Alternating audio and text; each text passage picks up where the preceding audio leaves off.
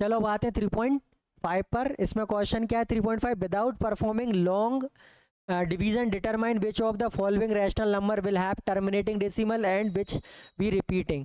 तो बहुत simple and बहुत सरल एंड बहुत साधारण है ये। तो इसमें हमें बताना है कि रिपीटिंग कौन सा है और टर्मिनेटिंग कौन सा है और रैशनल नंबर क्या है, कैसा क्या सिस्टम। देखिएगा, जब भी हम ये, अब जैसे हमारे पास ये जब क्वेश्चन आ जाते हैं ये वाले, तो इनमें हमको ना डिनोमिनेटर से मतलब होता है। किससे मतलब होता है? डिनोमिनेटर से। अब डिनोमिनेटर के हमको फैक्टर करना है। क्या करना है? फैक्टर में या तो ओनली 2 हो, ओनली 2, या ओनली आपका 5 हो, है ना, या फिर आपका दोनों हो। ये है। अगर ये नंबर है, या तो अगर 2 है तो केवल, अगर 2 अकेला है तो सिर्फ 2 हो, इसके अलावा कोई ना हो। 5 है, 5 अकेला ही, उसके अलावा कोई नहीं, या फिर दोनों 2 और 5 हो, तो वो नंबर आपका जो होता है ना वो आपका टर्मिनेटिंग होता है। क्या होता है वो? और अगर इसके अलावा कोई और फैक्टर है तो वो आपका टर्मिनेटिंग नहीं होता है। तब जैसे हम ये 20 उठा लेते हैं, 20 का फैक्टर करके देखते हैं। 2 से देंगे 2 5 ज़ा 10, फिर 2 से 2 5 ज़ा 10, और फिर 2 5 1 ज़ा 5। ठीक है। आप देखेंगे 20 का फैक्टर क्या है, 2 × 5, मतलब 2 और 5 है इसके अंदर। इसका मतलब ये नंबर क्या है आपका? टर्मिनेटिंग है। क्या है आपका? टर्मिनेटिंग है। इसका ध्यान रखिएगा, टर्मिनेटिंग डेसिमल है ये। अब इसके बाद में हम 15 पे आते हैं। इसको देंगे तो 3 से जाएगा, 3 5 ज़ा 15 और 5 अब आप ध्यान से देख सकते हैं कि ये 3 और 5 का मिक्सअप है। तो ये आपका क्या कहलाएगा? ये नॉन टर्मिनेटिंग कहलाएगा। क्या कहलाएगा? नॉन टर्मिनेटिंग कहलाएगा, क्योंकि उसमें 3 आ गया। अब यहाँ पर 250 है, 250 इसको करके देख लीजिए। 2 से देंगे, 2 ज़ा, फिर आपका 5 से ही आएगा, 5 2 ज़ा 10, और 5 5 ज़ा 25, फिर 5 से 5 5 और देन 5 1 ज़ा 5। यानी यहाँ पर भी सिर्फ आपका 2 और 5 ही आ रहा है। तो इसका मतलब ये भी क्या कहलाएगा आपका? टर्मिनेटिंग कहलाएगा। तो आपको ये जो रूल याद रखना है, या तो केवल आपका जो फैक्टर हो डिनोमिनेटर का सिर्फ 2 हो, या 3, या फिर 5 हो, या फिर 2 और 5 हो। अगर इसके अलावा कोई और है तो वो आपका वो टर्मिनेटिंग नहीं कहलाएगा। बाकी सब नॉन टर्मिनेटिंग है, ये टर्मिनेटिंग कहलाएंगे। क्लियर हो गई? लिख लीजिए।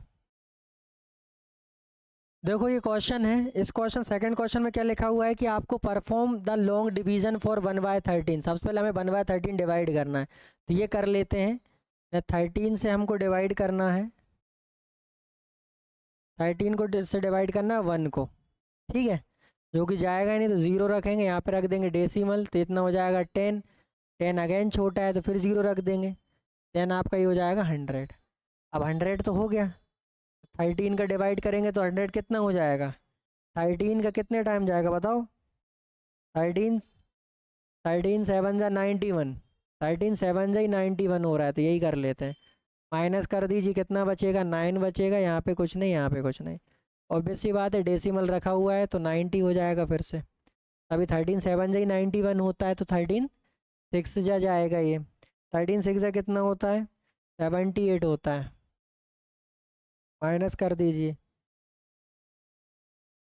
कितना बचेगा? 2 बचेगा, यहाँ पे 1 बचेगा। फिर से 0 तो रखा ही नहीं है हमको। 13 9 से कितना होता है? 104 होता है। कितना बचेगा आपका ये? 6 बचेगा, 1 बच, क्या कर दिया ये? 39 से 1, 39 में 117 होता है। 13 8 से 104 होता है। 39 से 117 माइनस करेंगे तो आ जाएगा 3। ये कुछ नहीं, कुछ नहीं, 3 बचा तो फिर से वो 0 रख देंगे, 30 हो ही जाएगा। तो 13 1 से 13 ही होगा। बस यहीं तक ही चल देते हैं, ज़्यादा दूर तक जाने की ज़रूरत नहीं है। तो अभी आपको ये चीज़ है, अब उसने बोला है कि इसी को आपको पता नहीं क्या साइक्लिक प्रॉपर्टी शो करता है। जैसे कि अगर इसे 1/13 है तो इसका आंसर कितना है? 0.7691। तो अगर 2/13 है तो इसका आंसर क्या आना चाहिए? इसमें 2 का मल्टीप्लाई कर दो। जैसे 1/13 है तो 1/13 में कितने का मल्टीप्लाई करा? 2 का। तो इसका मतलब ये जो लिखा हुआ है इसका आंसर यही आएगा। 0.7691 में 2 का मल्टीप्लाई करेंगे, 2 का मल्टीप्लाई कर दीजिए, क्या हो जाएगा? 2 1 ज़ा 2, 9 2 ज़ा 18, carry over the 1, 6 2 12 13, carry over the 1, 7 2 ज़ा 14। यहाँ पे 0 नहीं लिखा है तो ये 14 हो जाएगा। ठीक है, यानी कि इसका आंसर कितना का? 14382। चलिए करके देखते हैं डिवाइड आता है कि नहीं। तो यहाँ पे 13 से को डिवाइड करेंगे 2 को, तो वो ये 0 आएगा, डेसिमल रख देंगे 20 हो जाएगा, 13 वन ज़ा 13, कितना बचेगा आपका ये 7 बचेगा, फिर डेसिमल तो रखा है 0 हो जाएगा। 13 कितने टाइम जाएगा, 13 5 ज़ा 65, 5 टाइम्स जा रहा है। ये तो अपन ने कुछ गलत कर दिएगा, यहाँ पे कैरी नहीं जोड़ी, यहाँ पे कैरी नहीं जोड़ी है, 5 ही होगा यहाँ पे ना, कैरी नहीं जोड़ी अपन ने। कितना हो जाएगा ये आपका, ये 5 हो जाएगा, या माइनस करेंगे तो 5 हो जाएगा, कैंसिल रखा हुआ है 50 हो गया।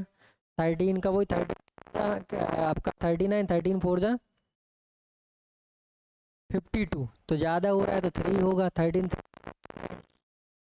माइनस करेंगे 1 बचेगा 1 11, डेसिमल रखा 10 हो जाएगा, तो 13 8 जा होता है 1 4, है ना, माइनस करेंगे 6 बचेगा। लगभग देखेंगे हमारा आंसर तो वही आ रहा है 1538, और चूंकि वहाँ पर क्या लिखा हुआ है 60 ही, तो मतलब लगभग आप देखेंगे हमारा आंसर हो गया मैच। तो इसका मतलब क्या हुआ, ये साइक्लिक ऑर्डर को फॉलो करता है। तो आपसे बोला है कि 3/13 और 4/13 का आंसर निकालो, तो कितना सिंपल है, हम सीधा क्या कर देंगे, ये जो हमारा आंसर है आपका जो 1/13 का जो आंसर है, अगर मुझे कितने का आंसर 3 का निकाला, तो इसमें हम 3 का मल्टीप्लाई कर रहे हैं, यानी इसमें हम कितने का मल्टीप्लाई कर देंगे 3 का, तो इसका आंसर आ जाएगा। 4 का मल्टीप्लाई कर देंगे तो इसका आंसर आ जाएगा। समझ में आ गई बात। तो ये साइक्लिक प्रॉपर्टीज़ को फॉलो करता है इरेशनल नंबर में, लिख लीजिए। इसमें लिखा हुआ है क्वेश्चन नंबर 3 है, classify the following number as a rational और इरेशनल नंबर। तो देखो रैशनल नंबर तो आपको पता है ऐसे नंबर जिनको हम पी अपॉन क्यू के फॉर्म में लिख सकते हैं, और q is not equals to 0, ये आपका रैशनल नंबर होता है। इरेशनल नंबर क्या होता है, इरेशनल नंबर वो नंबर होता है, सबसे पहले जैसे यहाँ पे रूट में आपको नंबर दिख रहा है, तो मैं इस पहला इसका यही है कि अगर कोई भी नंबर जो आपका है अगर उसका परफेक्ट स्क्वायर रूट नहीं है तो वो आपको इरेशनल नंबर है। जैसे अगर मान लीजिए कि √4 लिखा है तो इसका आंसर तो 2 है, ये तो परफेक्टली रूट है। लेकिन अगर √5 लिखा है तो इसका आंसर परफेक्ट नहीं है, अगर 2 पॉइंट कुछ आएगा, तो ये आपका इरेशनल नंबर है। पहला ये तरीका है रूट वाला। ओके, अगला क्या है, अगला है रिपीटिंग नंबर। रिपीटिंग नंबर हो और वो ख़त्म ही नहीं हो कभी, क्या नहीं हो, ख़त्म ही नहीं हो कभी, बार बार जाए जा रहा है, तो उसको हम ऐसे लिख सकते हैं 0.3 पे बार। तो ये जो नंबर है इसको भी हम इरेशनल नंबर ही बोलेंगे, ठीक है।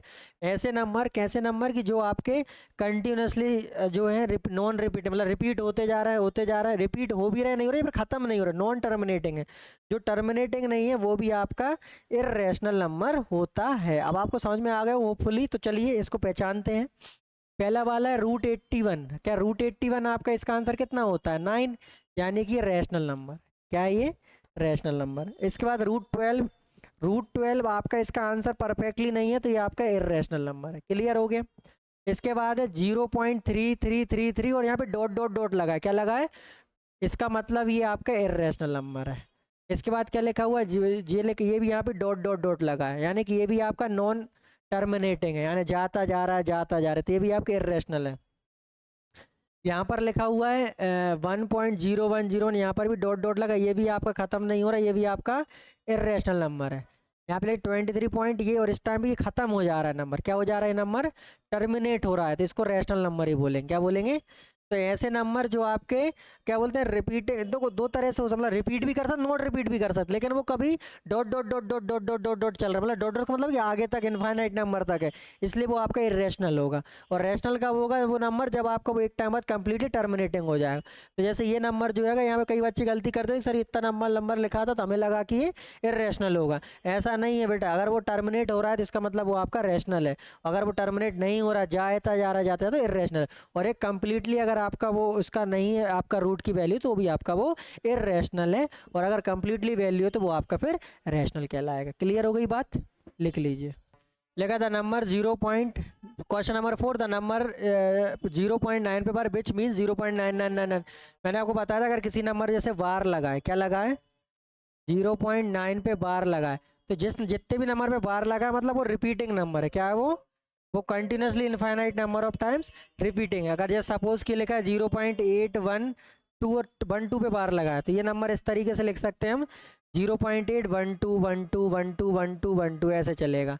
अगर कोई नंबर ऐसे लगा 0.5846 और इस पूरे पे ही बार लगा है तो इसका मतलब ये नंबर पूरा ही रिपीट हो जाएगा, 5846 5846 ऐसे करके बार बार इनफाइनाइट नंबर ऑफ रिपीटिंग होगा। ठीक है, अब ये बार का मतलब तो आप समझ गए हो। क्वेश्चन में क्या बोला है उसने कि ये रैशनल नंबर यूजिंग अलजेब्रा हमें करना है, explain why 0.9 bar is exactly equal to 1। ये 0.9 पे जो बार है वो एक्स के इक्वल टू क्यों, तो हम चलो थोड़ा देख लेते हैं। इसको हमने एक्स के इक्वल टू मान लिया। अब चूंकि एक नंबर इसको हमें सॉल्व करेंगे तो हो जाएगा 0.9999999 और ये जाता रहेगा ऐसे ही, इनफाइनाइट नंबर है। तो मल्टीप्लाई हम बोथ साइड क्या कर देंगे, मल्टीप्लाई बाय 10 बोथ साइड। क्यों करें, क्योंकि एक ही नंबर पे बार है इसलिए।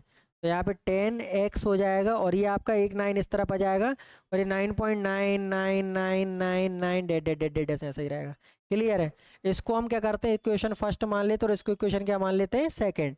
और अभी यहाँ से क्या करेंगे, सेकंड माइनस फर्स्ट कर देंगे। क्या कर देंगे, सेकंड माइनस, तो क्या होगा 10x minus x equals to क्या हो जाएगा 9.99999 डॉट डॉट डॉट माइनस 0.99999। तो आपका क्या बचेगा, यहाँ पे सिर्फ 9 बचेगा। इधर भी ये 9x हो जाएगा।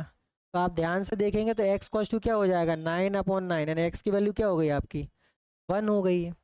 और यहाँ पर हमने x की वैल्यू क्या थी हमारी, विच इज़ इक्वल टू 0.9 पे बार, यही था हमारा x जो था वो क्या था, x कॉस टू 0.9 पे बार। और यहाँ पर हमने x को क्या प्रूव कर दिया 1, तो यानी कि 1 और 0.9 के आपस में इक्वल हैं। तो यही हमसे बोला था कि भाई एग्जैक्टली इक्वल है। तो बिल्कुल सिंपल सी बात है, क्योंकि इन दोनों 1 में और 0.9 पे बार में कितना डिफरेंस है, 0.000000000 जाते रहे इनफाइनाइट पर, मतलब इनफाइनाइटली माइनस, वो बहुत माइनर सा, बहुत छोटा सा, मतलब ना के बराबर का डिफरेंस है। इस चक्कर में ये 0.1 और 0.9 आपस में क्या है, इक्वल।